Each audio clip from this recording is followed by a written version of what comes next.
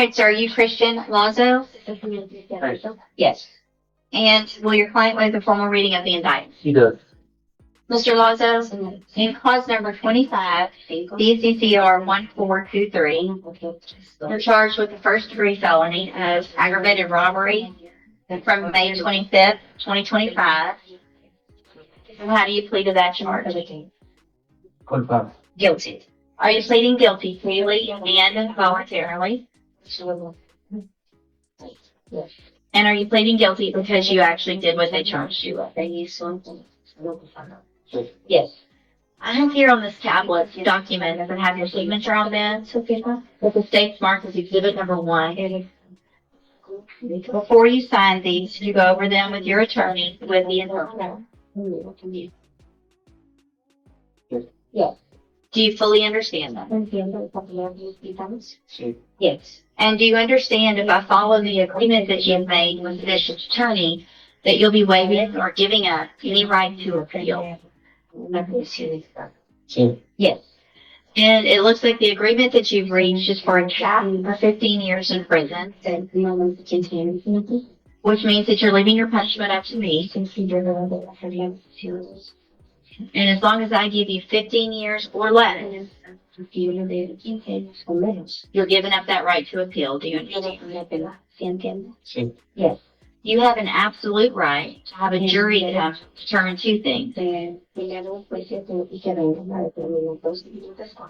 The first would be to determine if you're guilty or not.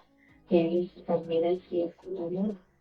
then you could leave your punishment up to that jury if they found you guilty. And if we go forward this way, you're waiving that right. Is that what you want to do?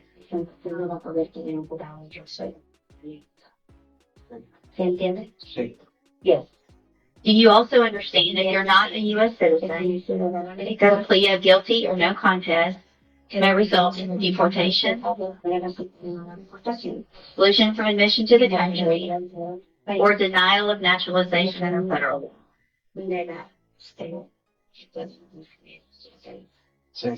Yes. State tenders number 1. No objection, Judge. It's admitted. Is there any evidence Mr. Lazo is not competent? No, Judge.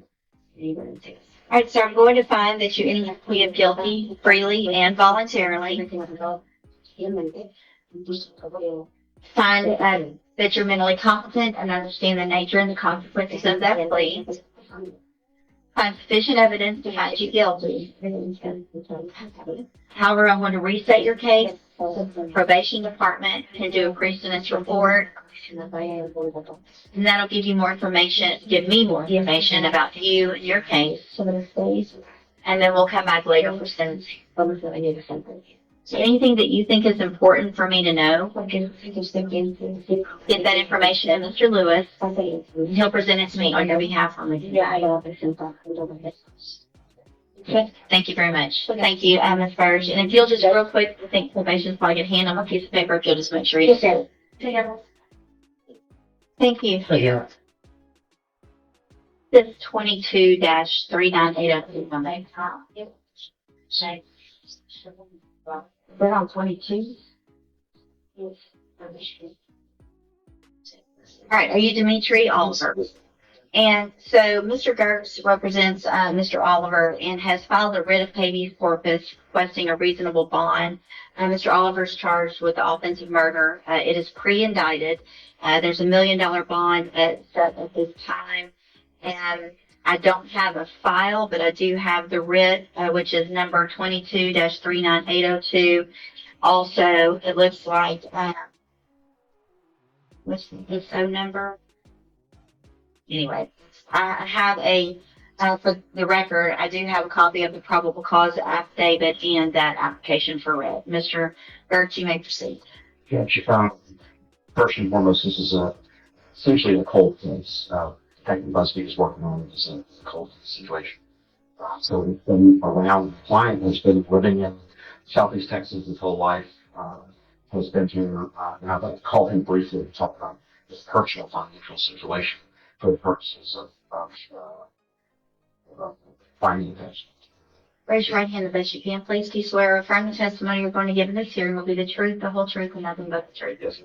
Thank you. Go ahead, Mr. Lawrence. Mr. Oliver, do you have $100,000 in cash?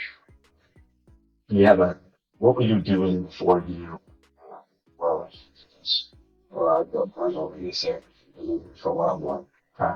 And being paid by Walmart, is that right? What were you being paid an hour? What we do with give them $100 a day. $100 a day, so how many days a week would you work? 7 days, so 700. So that's $2,800 a month. Okay. And do you own your own home, free and clear? Do you understand what I mean, free and clear? Okay. And do you own any other property that you don't have a lien on or something like that? Yes. What do you own? Okay. Fourplex? Okay. What do you owe on? How much was given to you? Inheritance? Yes. How much is that worth? That's right.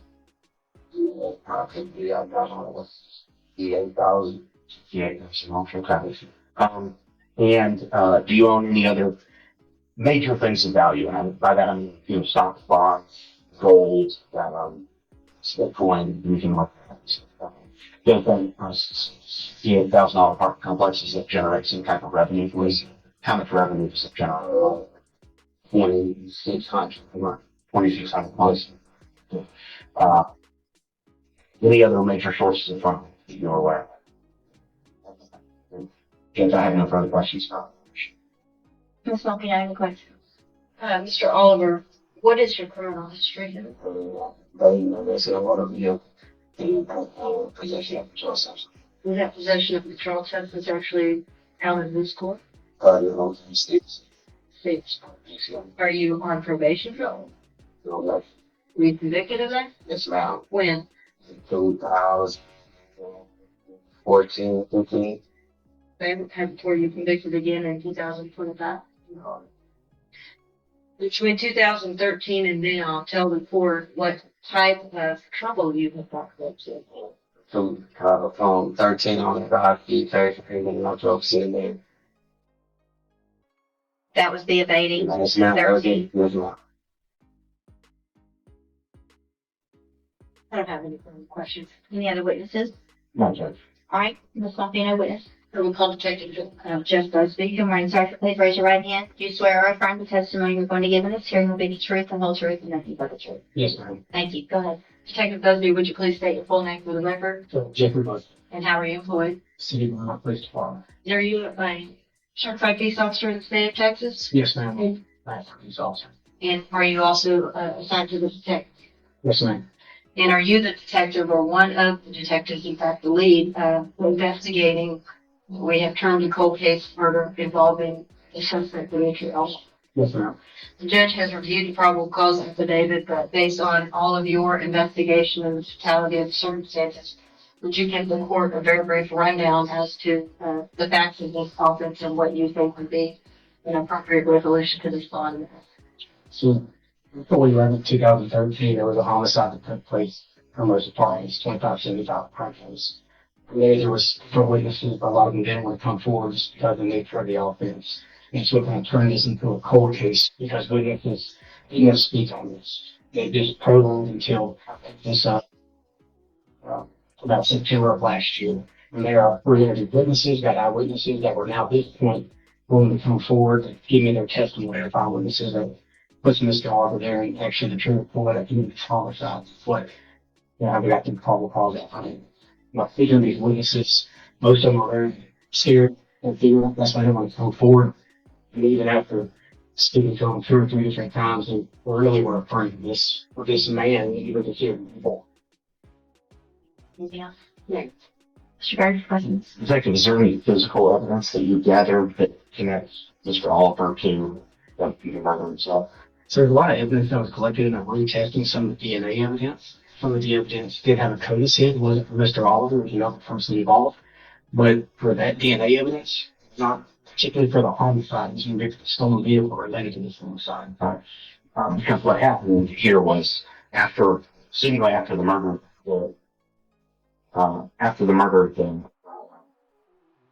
the vehicle was disposed of in a secret location. Is that correct? Yes, sir. Committed a homicide, stole his vehicle, and within 24 hours, dumped the vehicle. The DNA that you found that relates to someone else was from the vehicle. Is that Yes. correct? And so, have you been able to rule out, you said Mr. Oliver, were you able to rule out the decedent as well from that? Have been able to rule out Mr. Oliver or the other involved persons. You said codicils for someone else other than Mr. Oliver. Yes, sir. There was some evidence that didn't get put in the CODIS, and I'm going to resend to have it put in the CODIS to see if we can hit all of that. When I was reviewing this case, they had, I don't know, somewhere 30 to 40 pieces of evidence that was collected that could get swapped on, and not all of there was any at the time. I can give you a reason why. It's just 2013. What's the timeline around this? I'm not exactly sure. We're probably going to a private lab to get it quicker to expedite this, but I couldn't give you an actual timeline.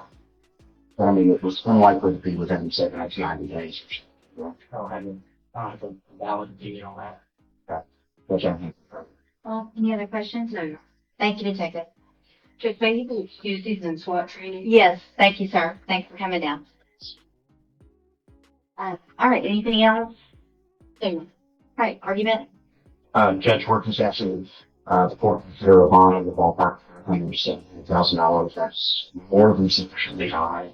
The circumstances we have right now, which is informant based or witness testimony with physical evidence tying him to the crime. I'm not trying to limit the crime here. I'm just saying for a situation in which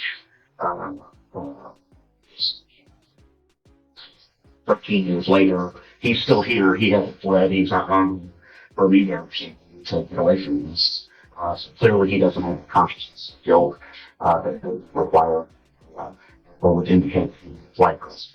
He owns a piece of property here, or is valued very high, but he owns a piece of property here. He's a lifelong resident. And so we're asking the court to consider reducing the bond to in the ballpark of $500,000 to $700,000. Smoking up? Judge, I would defer to the discretion of the court in this case. I do recognize the fact that it's a 2013 offense date and he still apparently is in the area. My concern is the same as with every homicide case. I would just ask the court to take into consideration all of the facts presented before you, both in the probable cause and by Detective Busby, being something that is commensurate with the other bonds that the court set in Jefferson County for these actual offenses. Thank you. And I will, for purposes of the record, I have taken judicial notice of the court file and reviewed the probable cause affidavit.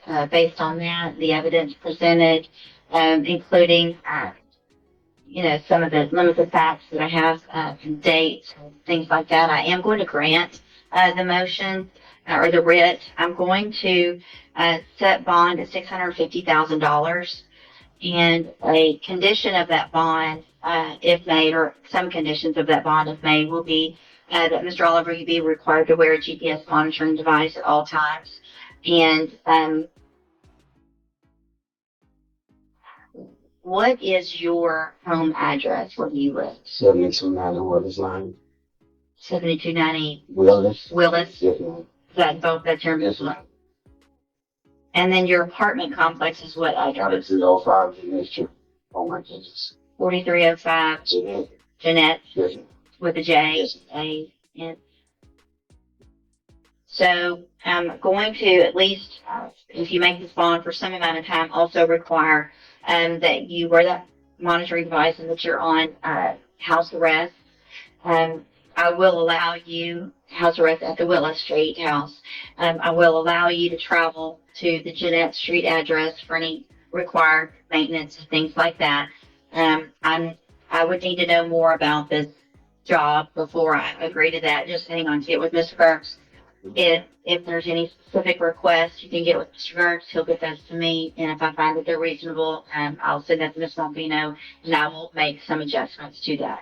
But at this point, that's what it is until you talk to him and you get my permission for anything else. Yes. In addition to those two places, you can also go to Mr. Burks' office for attorney visits and to court. So until further order of the court, that's safe. Judge, may I make just one last request? Yes. Based on the testimony of Detective Busby and his making the comment that at one point in time, at least, witnesses were concerned and possibly are still concerned for their well-being, I will get with the intake division when I take this case back to them and ask them to compile a list of ask all witnesses and ask the people who work to have no contact with Yes. those individuals, and we can plug in that information. for the Yeah, so I will go ahead and order it now, and then we'll fill in the blank on those names.